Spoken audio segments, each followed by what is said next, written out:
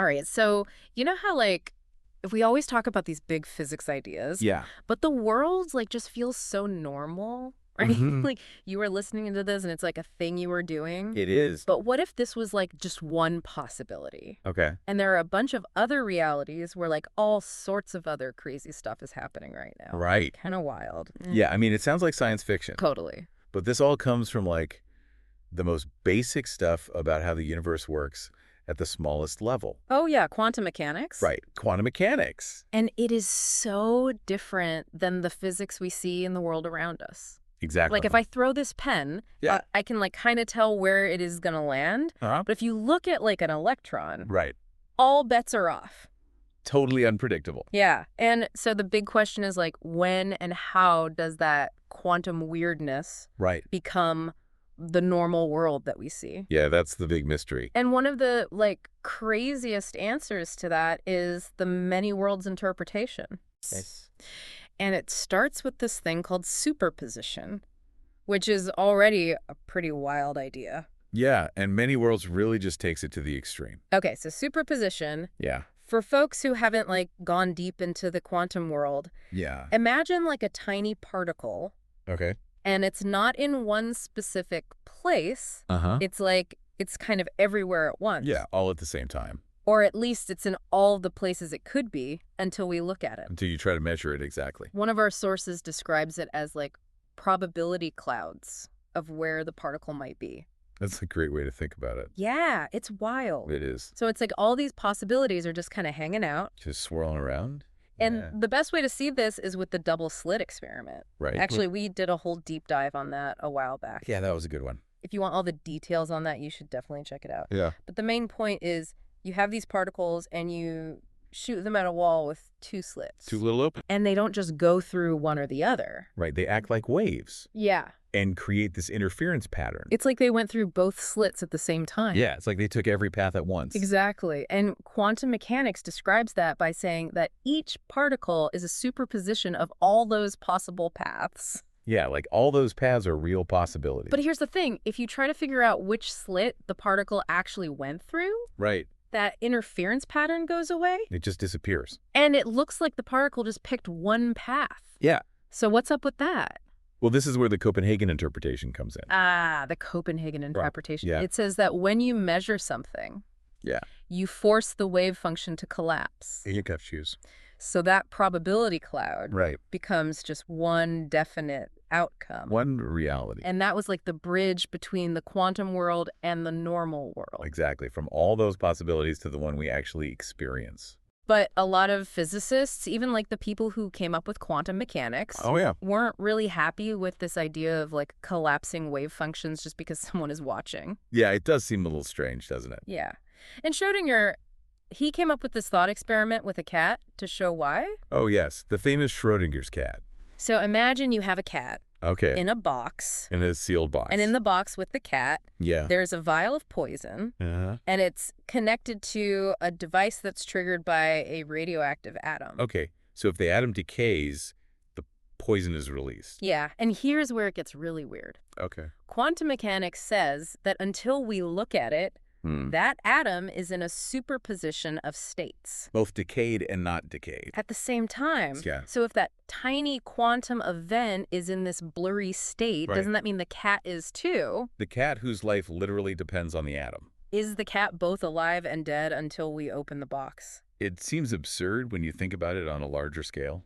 Yeah, it is like totally crazy. And that was Schrödinger's point. Yeah, he was saying, like, why does it have to be a human observer? Right. What's so special about us? And what about all the other stuff happening in the universe that no one is watching?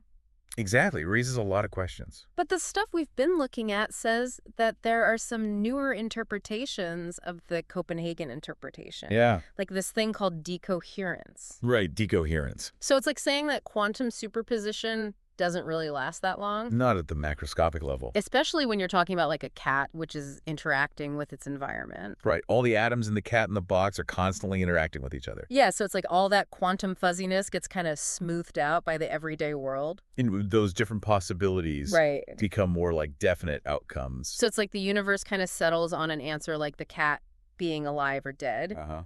based on which possibilities were more likely. But even with decoherence, the Copenhagen interpretation is still saying that the choice of which outcome happens is random, right? Yeah, fundamentally random. Like the universe is rolling dice. Yeah. Okay, so let's talk about something even wilder. Okay. The many worlds interpretation. Right. What if the wave function never collapses? Never, ever. What if all those possibilities are always real? All of them.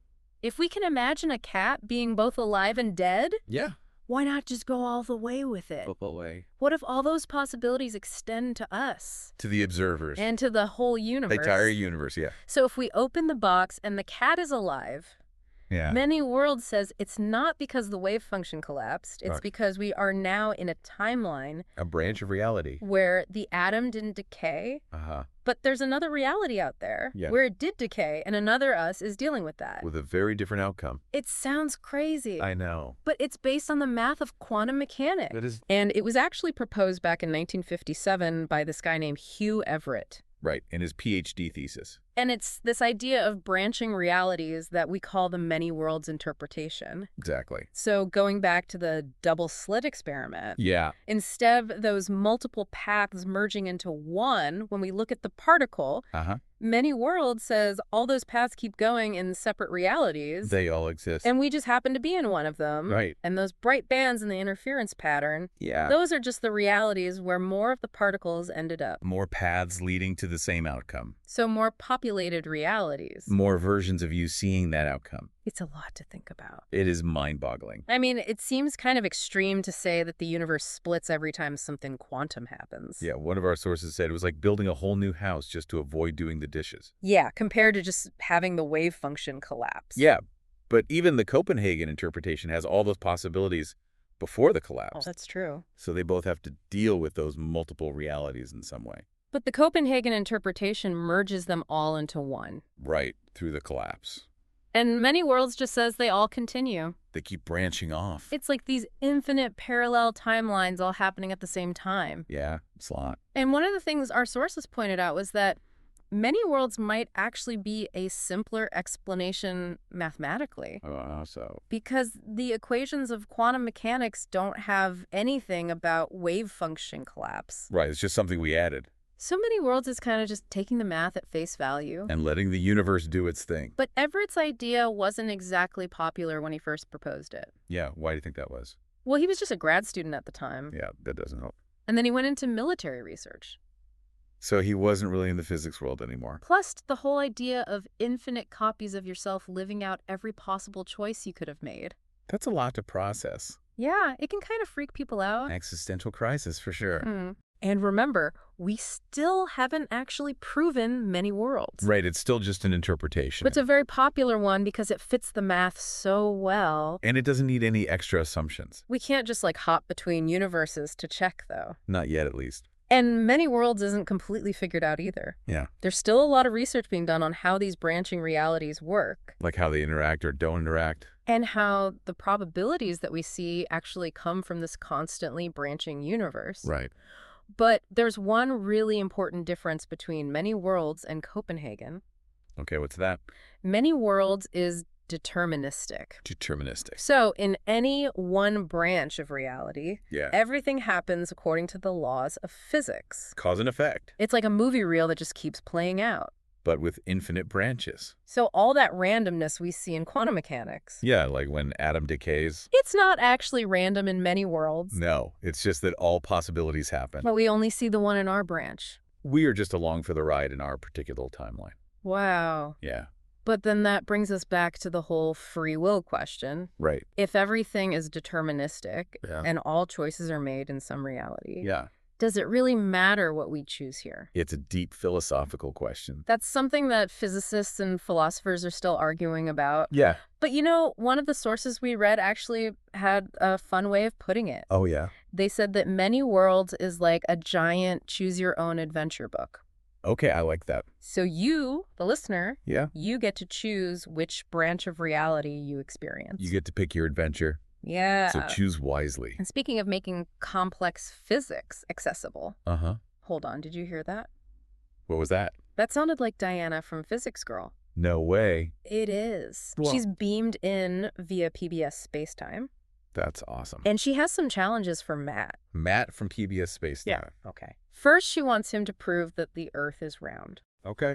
With an experiment that he can do in a year. Wow, that's a tough one. And then her second challenge is even more interesting. What is it? She wants him to explain 5 of the most complicated physics terms using only the 1,000 most common words in the English language. Wow, that's going to be hard. Yeah, but he accepted both challenges. That's amazing. It shows how important it is to be able to communicate science clearly. Yeah, so that everyone can understand it. That's what we try to do here on the Deep Dive. Exactly. Okay, so let's wrap up. Yeah. Today we've been talking about the transition from the quantum world to the normal world. The classical world. And we've looked at 2 interpretations. 2 ways of understanding what's going on. The Copenhagen Interpretation, which says that the wave function collapses when we measure something. And we end up with one outcome. And the many worlds interpretation, which says that all possibilities continue to exist in separate realities. And we just experience one of them. And many worlds leads to this idea of a multiverse. An infinite number of universes. Where everything that could happen does happen. It's a wild idea. But it's supported by the math of quantum mechanics. It is. So here's a final thought for you. Okay. If every possibility plays out in some reality, Yeah. how does that change the way you think about the choices you make in this reality? It's something to ponder. Thanks for listening. See you next time.